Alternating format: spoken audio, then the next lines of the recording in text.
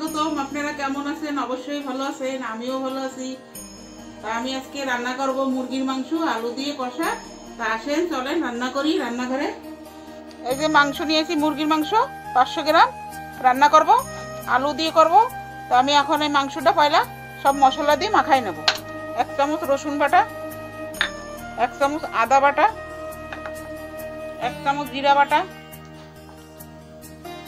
1 চামচ মির্চি পাউডার, 1 চামচ হলুদ পাউডার, 1 চামচ ধনে জিরা পাউডার, স্বাদ অনুসারে নমক, আর দিয়ে দেবো সরষের তেল। এখন এটা ভালো করে মাখাই নেব।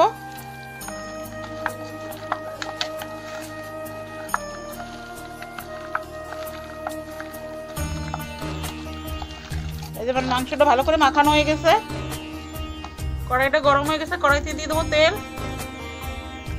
তেলটা গরম হয়ে গেছে, এই যে 2টো এলাইচি, 1টা দারচিনি, গোটা জিরা, 2টো তেজপাতা এই দিয়ে দেবো।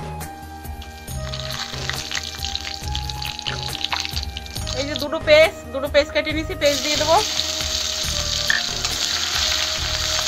পেস্টটা ভালো করে লাল লাল করে ভেজে নেব।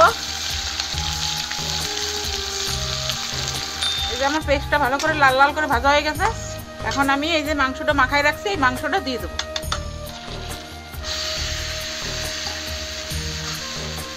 মাংসটা ভালো করে কষাই নাও।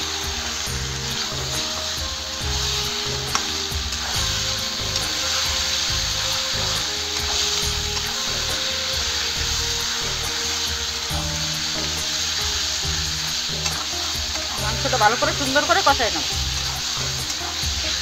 এই যে মাংসটা আদা কষানো হয়ে গেছে, এখন আমি এর ভিতরে এই যে আলু দিয়ে দেবো। আলু আজকে ভাজি নাই আমি, এরকম দিয়ে দেবো, মাংসের সাথে কষানো হয়ে যাবে।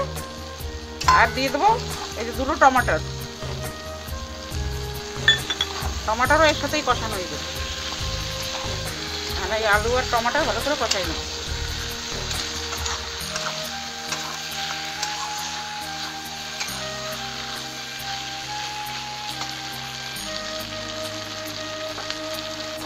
এই যে আমার মাংসটা ভালো করে কষানো হয়ে গেছে, আর আমি মাংসতে জল দিয়ে দেবো।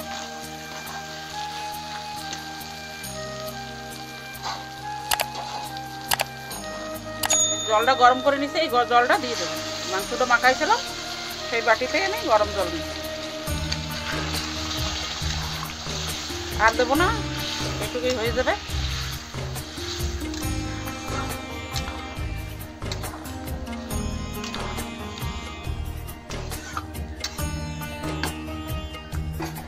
আর দেবো না রসা, এটুকুই রসা দেবো। এই যে আমার মাংসটা রান্না করা হয়ে গেছে। দেখেন বন্ধুরা, আমার মাংসটা রান্না করা হয়ে গেছে। দেখে বলবেন আমার মাংসটা রান্না কেমন হয়েছে। ভালো লাগলে কমেন্ট করবেন, লাইক করবেন, শেয়ার করবেন, সাবস্ক্রাইব করবেন।